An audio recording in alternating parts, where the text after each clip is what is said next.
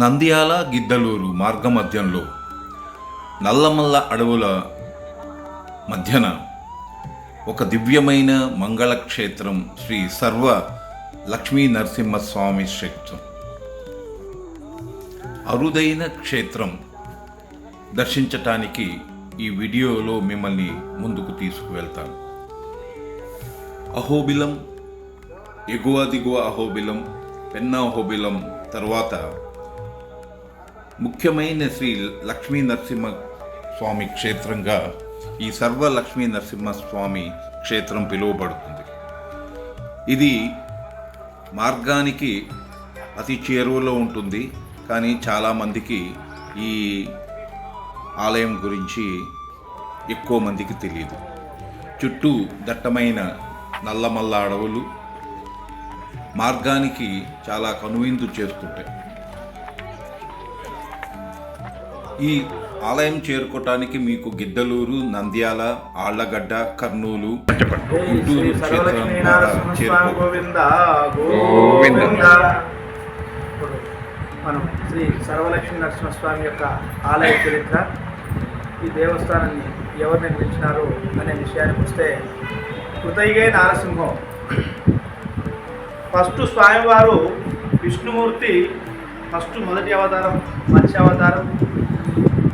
మత్స్యం నీటిలో ఉంటుంది కాబట్టి పూజలు చేయలేదు మనం. రెండో అవతారం వచ్చేసి కూర్మ అవతారం, నీటిలో ఉంటుంది కాబట్టి పూజలు చేయలేకపోయినాం. మూడవది భూదేవిని రక్షించడం కొరకై స్వామివారు వరాహ అవతారం. వరాహ అవతారం నుంచి మనం పూజలు మొదలుపెట్టుకొని పూజలు జరిగింది. నాలుగో అవతారమే లక్ష్మీ నరసింహస్వామి అవతారము. అస్మక రాజ్యాన్ని పరిపాలించేటువంటి హిరణ్యకశిప అనే ఇద్దరు రాక్షసులు పరిపాలన చేస్తూ ఉండేవారు. హిరణ్యకశిపుడు ఘోరాతి ఘోరమైనటువంటి తపస్సు చేయడం జరిగింది. అందుకు ఆ తపస్సును మెచ్చి బ్రహ్మదేవుడు ప్రత్యక్షమై, నాయనా హిరణ్యకశిప, నీకు ఏ వరం కావాలనో కోరుకో అని చెప్పడం జరిగింది. నాయనా, ఈ మూడు లోకాలు నేను శాసించే అటువంటి ఒక శక్తిని ఉంటే నాకు ఇవ్వమని కోరడం జరిగింది. రెండు లోకాలు మాత్రమే నువ్వు శాసించగలవు, ఒక లోకానికి నువ్వు అర్హుడవు కాదని చెప్పడం జరిగింది. సరే నాయన, ఇచ్చిన కాడికి చాలు అని వరం తీసుకొని ఇంటికి వెళ్ళిపోవడం జరిగింది. ఈయన ఇంటికి వెళ్ళిపోయే లోపల లేక 12 బిడ్డకు జన్మనిస్తుంది హిరణ్యకశిపుడి భార్య అయినటువంటి వీరాది. ఆ యొక్క పిల్లవాడి పేరు భక్త ప్రహ్లాద అని పేరు పెట్టుకోవడం జరిగింది. అప్పుడు పిల్లవాడిని కూర్చోబెట్టి చక్కగా ఒక బండరాయి మీద ఓం నమ శివాయ అని పలకడం జరిగింది. ఓం నమో నారాయణాయ అని చెప్పడం జరిగింది. పిల్లవాడు, ఆయన లేదు తండ్రి, ఓం నమో నారాయణాయ అంటారు. విసుగు చెందినటువంటి గురువు గారు, ఈ పిల్లవాడికి విద్యలు నేర్పించడం మా వల్ల కాదు అని వెనుదిరిగి ఇంటికి తీసుకుని వచ్చి ఆ యొక్క హిరణ్యకశిపుడికి పిల్లవాడిని అప్పచెప్తారు గురువు గారు. మూర్ఖంగా ఆలోచన చేస్తూ, ఒరే మూర్ఖుడా, భగవంతుడు ఉన్నాడారా ఇంతకైనా అడుగుతాడు తండ్రి కొడుకుని చూసి. ఓ తండ్రి, 100కి 3 భగవంతుడు అనేవాడు ఉన్నాడు, ఇందు లేడు అందు సందేహం మూలదని చెప్పడం జరిగినది. సరేరా, నీ భగవంతుడు ఎక్కడ ఉన్నాడు, ఈ రాజస్తంభంలో ఉన్నాడేమో చూపించరా అని అడుగుతాడు. ఏది చూపించరా అని తన దగ్గర ఉన్నటువంటి గద తీసుకుని ఆ యొక్క ఉక్కు స్తంభాన్ని కొట్టడం జరిగింది. స్వామివారు ఉక్కు స్తంభం నుండి పుట్టడం జరిగింది, జన్మించడం జరిగింది.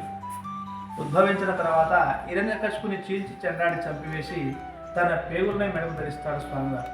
ఆ విధంగా ఉగ్ర రూపంలో వస్తా ఉన్నప్పుడు స్వామివారిని శాంతింపజేయడం కోసం శ్రీమతి శ్రీదేవి భూదేవి సమేతస్య శ్రీదేవి లక్ష్మీదేవి గాను భూదేవి అమ్మవారు చెంచులక్ష్మి అమ్మవారు అవతారం ఎత్తి స్వామివారి దగ్గరికి వెళ్తారు.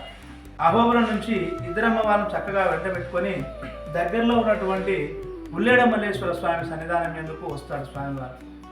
అక్కడ చక్కగా కొండను పందిరిగా వేసి సకల దేవతలందరినీ తన వివాహానికి ఆహ్వానాన్ని పిలుచుకొని అందరి సమక్షంలో స్వామివారు ఇద్దరు అమ్మవారిని చక్కగా వివాహం చేసుకోవడం జరిగింది.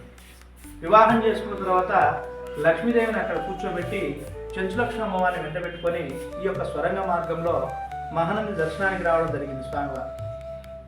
ఈ విధంగా ఈ నరసింహస్వామి స్వరంగం చేసుకుంటూ వచ్చే విషయాన్ని పరమేశ్వరుడు గమనించి గంగాదేవిని ప్రవహింపజేసి స్వామివారిని ఇక్కడ ఆపు చేయడం జరిగింది. ఆగిపోయినటువంటి స్వామి మళ్ళా చెంచులక్ష్మి అమ్మవారిని వివాహం చేసుకోవడం జరిగింది. అక్కడ మూల విరాట్ పెట్టిన సమయం అక్కడ అదే ప్లేస్లోనే స్వామివారు చెంచులక్ష్మి అమ్మవారిని వివాహం చేసుకోవడం జరిగింది. అది చూసి లక్ష్మీదేవి భార్య అయిన పెద్దవారి అయినటువంటి లక్ష్మీదేవి అరిగి పక్కకి వెళ్ళిపోయింది. చూశారు కదా పెద్ద విగ్రహం. అమ్మ నువ్వు అరిగిపోవద్దని చెప్పేసి ఇద్దరమ్మ వాళ్ళని చక్కగా వివాహం చేసుకోవడం జరిగింది. స్వరంగ మార్గంలో నుంచి వచ్చి వెలిసిన స్వామి కాబట్టి సర్వ నరసింహస్వామిని భక్తులు ఈరోజు సర్వలక్ష్మి నరసింహస్వామిగా చెప్పుకుంటున్నారు. ఇది ఆలయ చరిత్ర.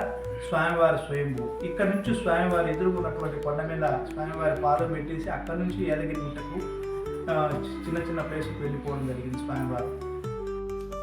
ఈ ఆలయం ఎంతో పవిత్రమైనది, ఎంతో శ్రేష్టమైనది. స్వయంభూ విగ్రహం. స్వరంగం మార్గాన లక్ష్మీ నరసింహస్వామి వెళ్ళింది ఈ స్వరంగం గుండానే. ఈ దర్శనం మీకు కలిగిస్తున్నందుకు చాలా సంతోషంగా ఉంది. ఓం నమో నారసింహాయ నమః. ఈ వీడియోని లైక్ చేసి షేర్ చేయండి. Thank you.